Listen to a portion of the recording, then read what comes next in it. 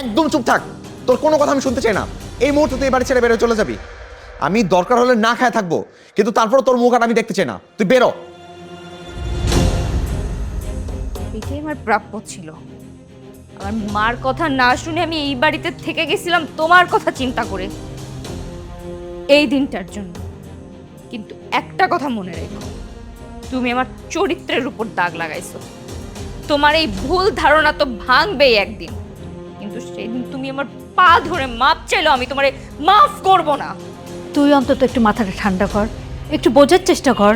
খালা, তুমি আর কোনো কথা বলতে এসো না। আর এক মুহূর্ত আমি এই বাড়িতে থাকবো না। তুমি আমাকে আর আটকাবে না।